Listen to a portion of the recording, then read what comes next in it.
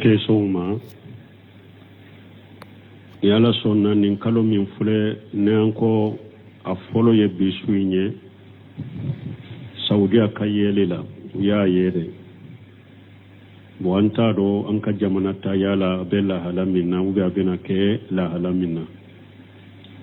ko dama do dilo lembe nin kalo ina yala sonna kutuba bena udo fo me amma ko be mononna na jora ambe mo hakli jiru ulula وعن ابن عمر رضي الله عنهما قال قال رسول الله صلى الله عليه وسلم ما من أيام أعجم عند الله وأحب إليه الأمل فيهن من هذه الأيام الأسر فاكسروا فيهن من التهليل والتكبير والتحميد. حدثنا عبد الله بن عمر بولو ako ciriyon ko don shite jiya kono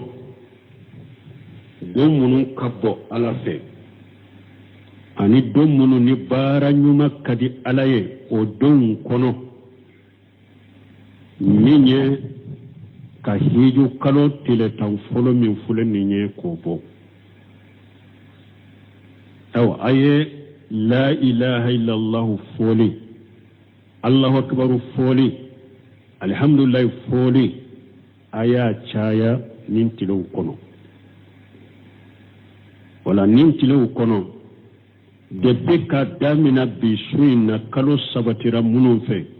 ni asabatira mfana fe kabaru do be nin kalo law bafo takbiru al mutlaq kore munye wakati fo wakati tala kewiro tala I hakiri jiginala wakati che iki kan korota ka kabarufo Allahu akbar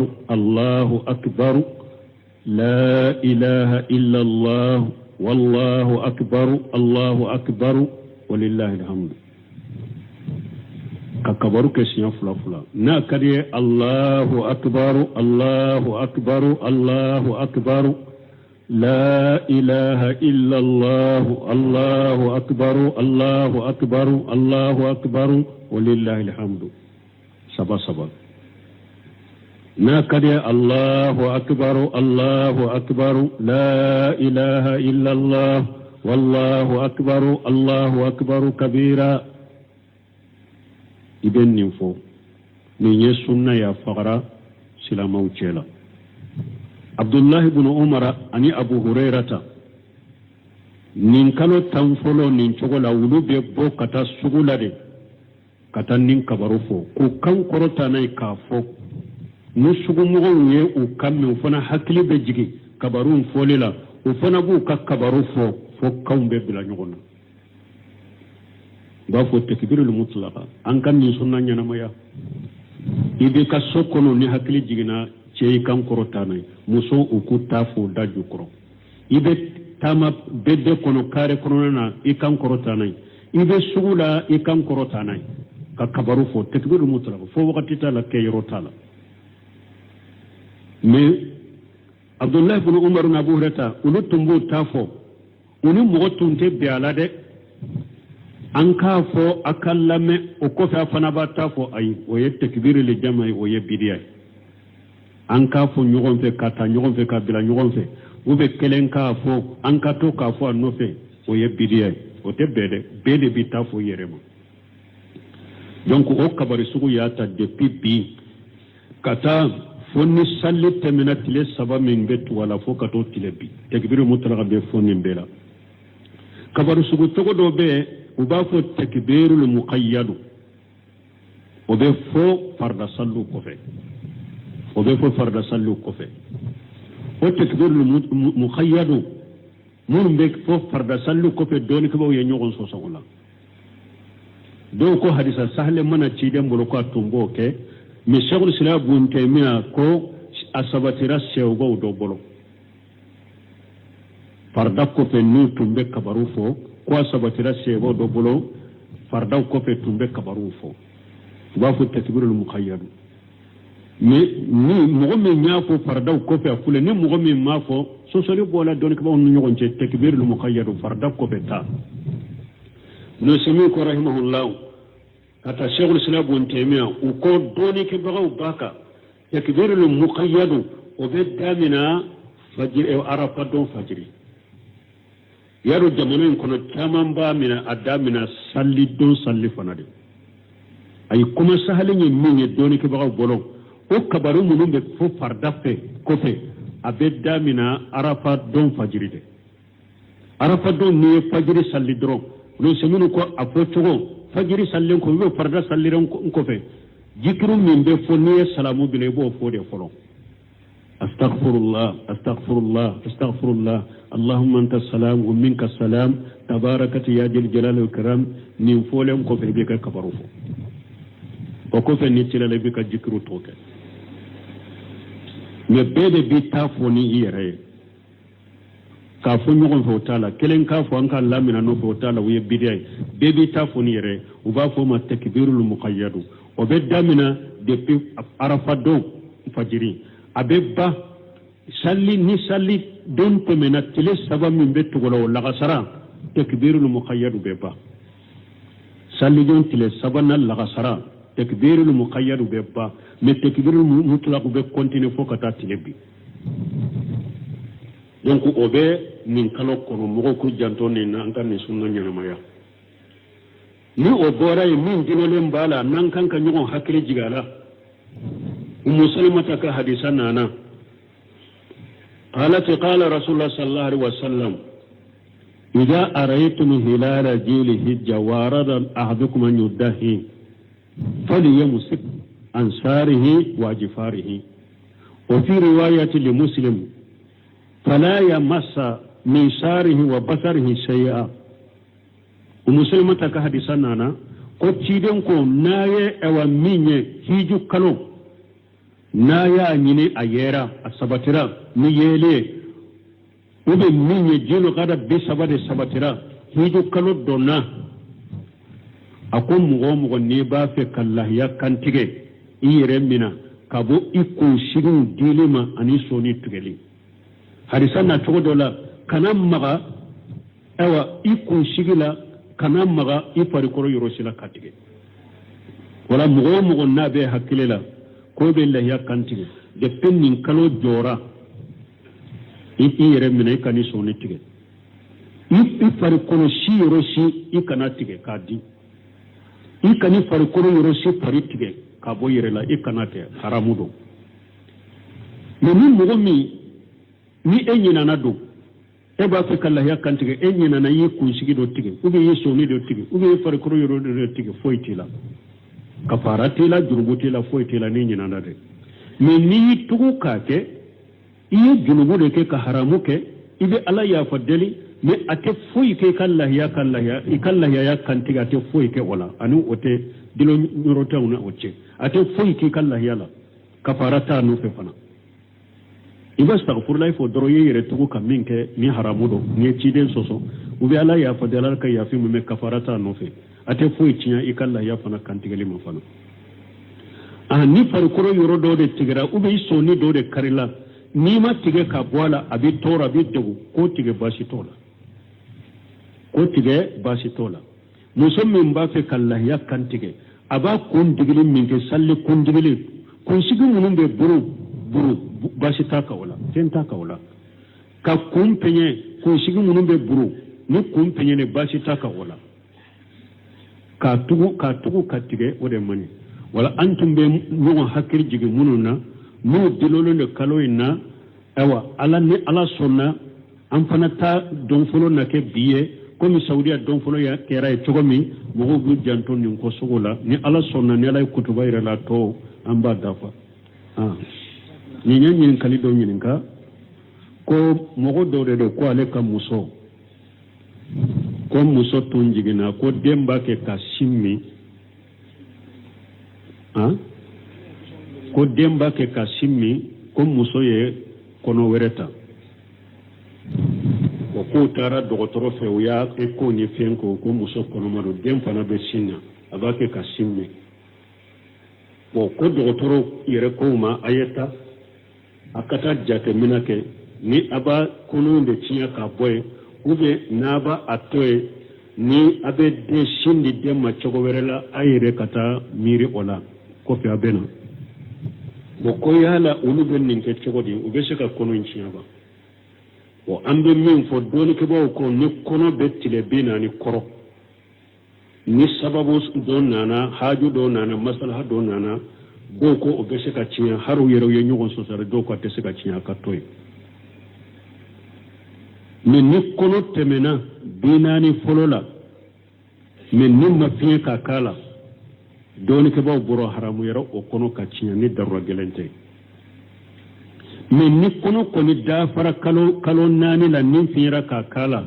o kono ko ni cinya le yen nin fara de wote be chokoshi doni ko ka kuma fule nununa donc ambe min fo nunu ye doni ko ye min fo nunu na nyugona ye ka fo kono wore de sara dembe shinna kono kana ciyana wede akana konyo ciyani oye hari na ya sur muso ka kina to chogola darwa gelenta akana kono inciya bal doni ko ko muso kono ma islamiya sariya delila site cire me balili shike muso kono ma ka dendi shindi demma ko della sima sabati cide mo na ye mo bali wala muso kono wonbe sika continue ka shindi demma yere o ba della ke ko hadisa dobe ko cide ko lagade hamamutu ani liqilati hatta jakartu anna uruman wa farasan yasnauna zalikan fala yadurru awladahum ni hadisa be fi sahih muslim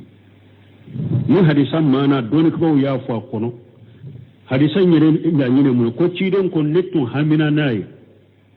nkam mo bali ani liqilati do ko qilati ya fa akorula kam musokono matto ka sindi demma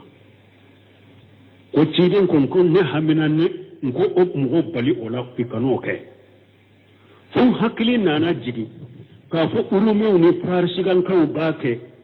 ama fen toro ku bewma wala cide me mo bala la tuguni donc doni ko ko muso konoma abese ka continuer ka sindi demma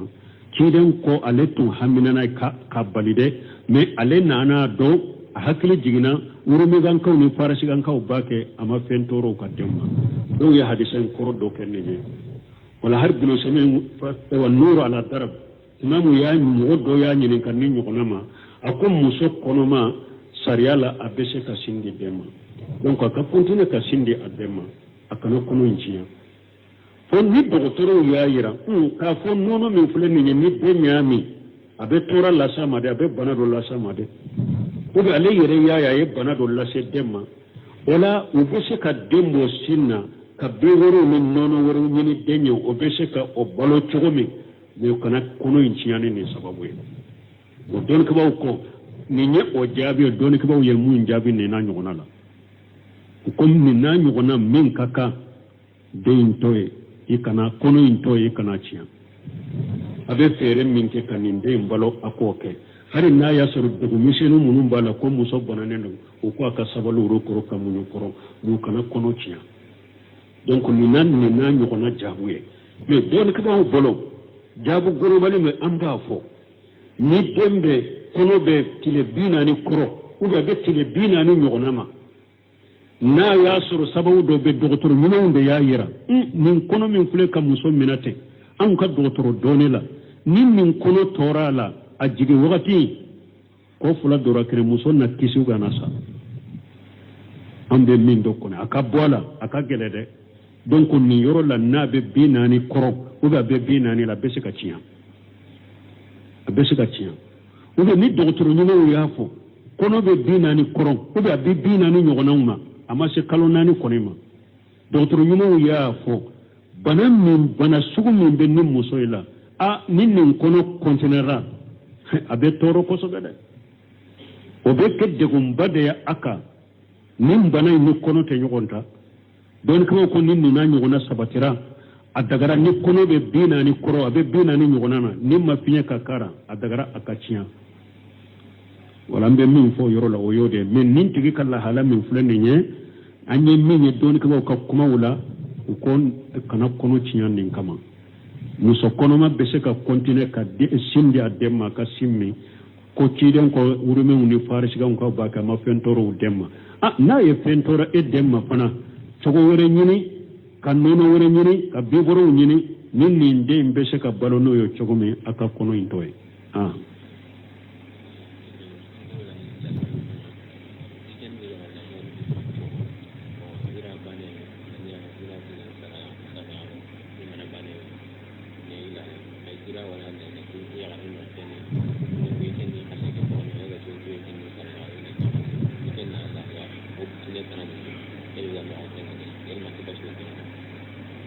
ko bucine tan na nyamani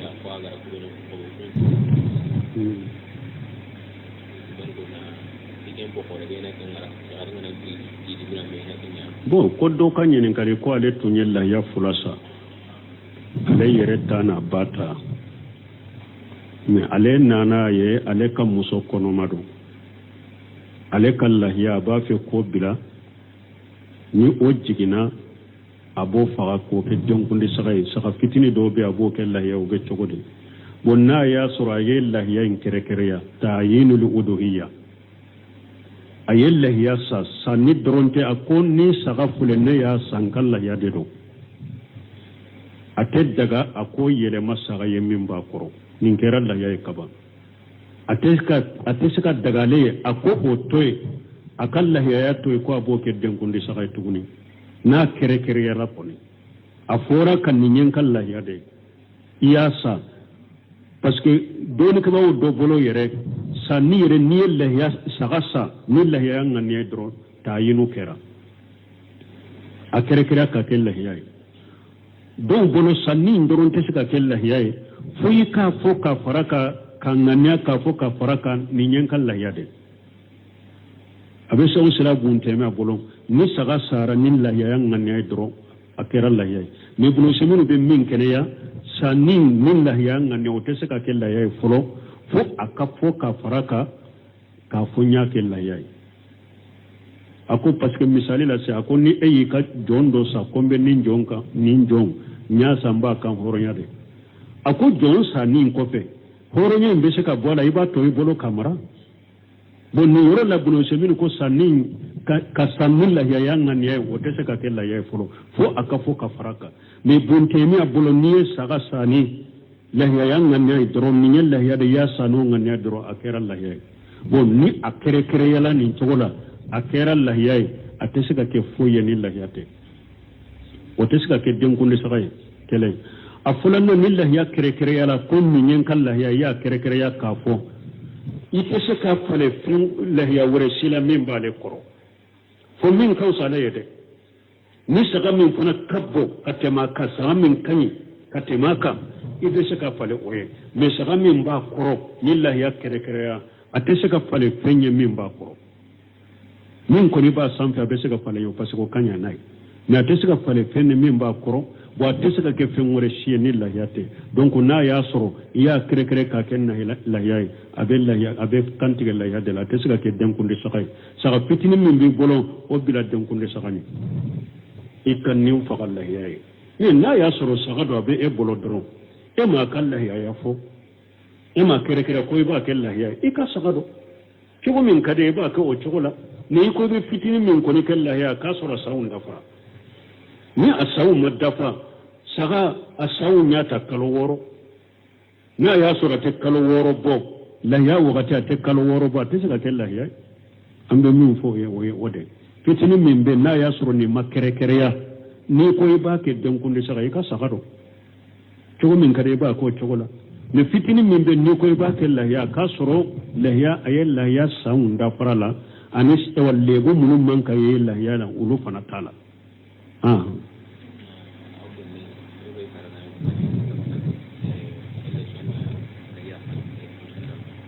bon koni mogo min ka bangebaga fatura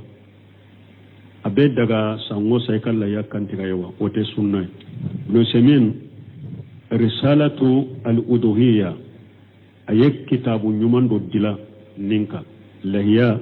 ani kantigeli risalatu fil uduhiyyatin wa zakatu ayek kitabu nyuman dila ninka aba fo kitabu kono kallahiya kantige suye qualité sabadero ni e yere yi kallahiya kantige kam worun ngania ala ku farika ika barajila ala ku farika ikallahiya barajila oye mugo munun ngani ala ku farika ika barajila ado be nyana mayala ado fatura bashi tenina parce que cide sallallahu alaihi wasallam ayillahiya fula kantige akon ninye muhammadu anaka somugo lahiya fulana akon ninye muhammadu anaka manto mugo malla yasuru mo cide nye lahiya mi so fa anaka manto nye cide kan manto ndo saraw be do masa ha wala donc ni lahiya kantige de e kasaga kantige to i kam mugo ngania ala ko faru kai ka barajila i mugo munun ngani ala ko faru kai ka barajila do be nyana mayala do fatura bashi tola cide nyoke ni nyekkelenya fulana na ya soro suriye wasiya kanke modo fature ndo ale fatura lahiya kantige ewa korode salli korode aya soro alaye saga do ba bolo aye wasiya ke akon min fatura saga min fulene ya kella ya en kofe ube wori fule min fatura aka saga do fagan kofe la yala nin fana be fani wasiya kande nin fana be nyana bo min ye wasiya kande nin te fulaiwa sabana ka kella daye nka ewa lahiya kere ya ka kantige suya adama wote ciden ka sunna sallallahu alaihi wasallam wote suden ka sunna mo min bo ka dabla ciden ka sunnate parce que amba khadiyatu sara ciden nye hamdatu fatura ciden nye ciden ka demuso be fatura nye ne fatuma tate na masabati ko ciden nye da man Allah ya kantiga asiye ciden ka balma surmunun fatura nye amma sabati ko cide hari sankele ayalla ya kere akasu doye ka kantiga uma sabati donc bunu simra rahimahullah ako kalla yadda mana kantige suya dama siren ka sunnatoye da ya kantige yereye ube munyana moya munum be tantam munum be silamaw cela nilla ya to bolo saga chamande ni wori chamande be golda ya saka dudo mo ka kantige me kalla ya kantige suya dama siren ka sunnate sallallahu alaihi wasallam donc don ko bawo min fo ala o yenninde min ka duguna beye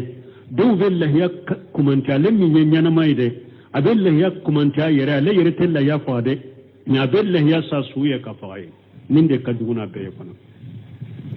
donc hada madun kan ni ndabila e yere ki kala ya kantige ube e kala ya di mo munum be nyana ma yalla fantaw do barma suru miskine do ayella ya sa ka duguma me kala ya fa suya dama o te ciren ka sunnay ah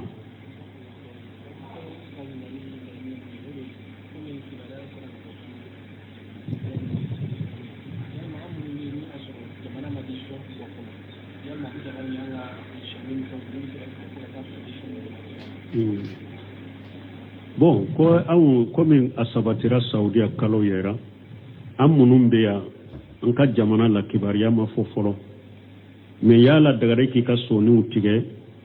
awa aika ika kunsigi diba sani komuson ka jabu dewa ambe min ko ne kalo masabata u bolo amado u bolo abo au bolo de kalo mado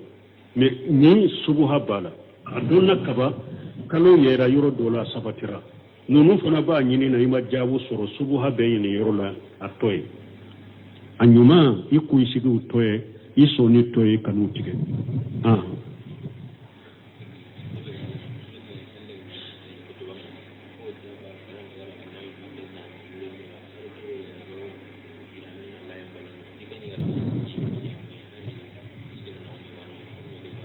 bon komenye salido katab almami kumbe akasokono kanana isalli keneka ko yala we sunna dewa ube ni almami be kutuba kala ka fini yangaka ko pasga le jate la tile ko de do me hari misiri kono nano do ba ke ko be chogodi kata almami kumbe kanana ye sunnate kiden ka sunnate sallallahu alaihi wasallam bun khaymu kumana ninna juma bondala jadul maadi fi hadi khairil ibad kiden ka kanda sire min ye kutuba kalana ako kiden kelende tumbe bo ka sokono kana ka kutuba kala minye ewa ugatini tuncindanu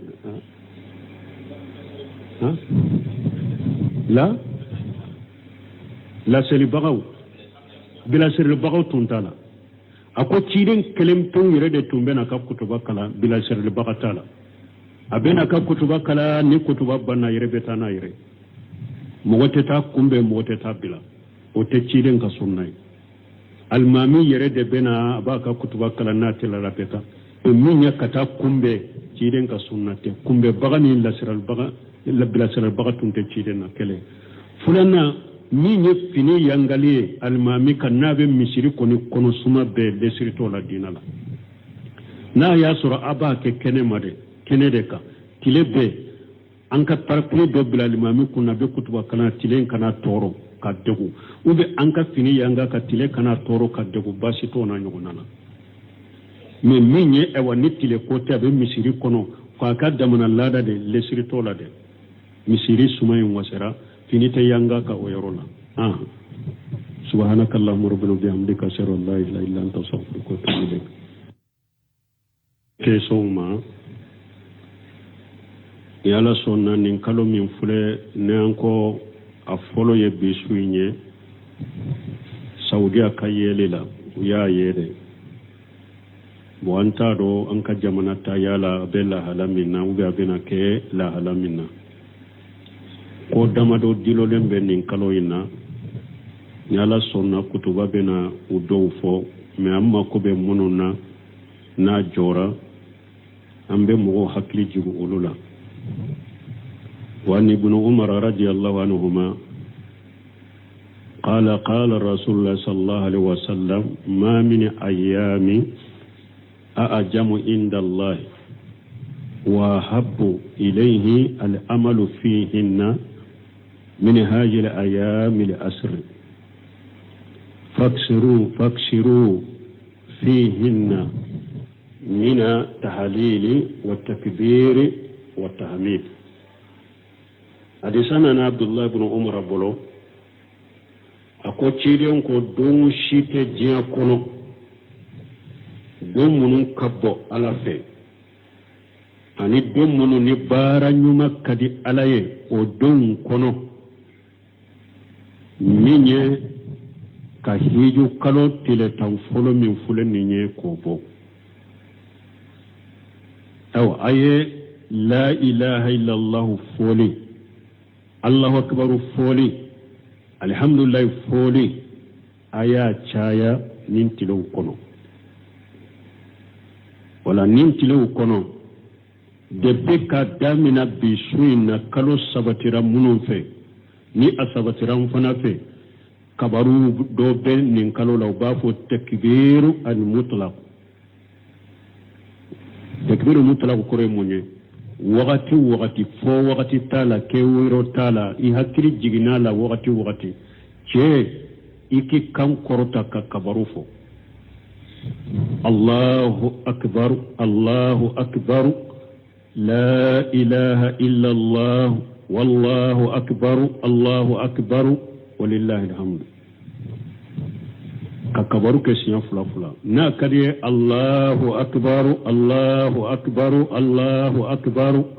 لا إله إلا الله الله أكبر الله أكبر الله أكبر ولله الحمد سبا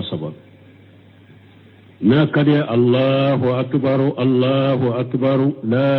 إله إلا الله والله أكبر الله أكبر كبيرا إذن نفو من يسمنا يا فقراء سلام وجيلا عبد الله بن عمر أني أبو هريرة نينكالو تنفلو نينشغل أولو بيبو كتا سغولا دي كتا نينكبرو فو كو كان كروتاني كافو nusugu mogon ye u kamme u fana hakili be jigi kabarun foli la u fana b'u ka kabaru fo kanw be bila ɲɔgɔn na b'a fɔ takbirul mutlaqa an ka min sunna ɲanamaya I be ka so kɔnɔ ni hakili jigina cɛ I kan kɔrɔtana muso u ku ta fo da jukɔrɔ I be taama bede kɔnɔ kare kɔnɔna na I kan kɔrɔtana I be sugu la I kan kɔrɔtana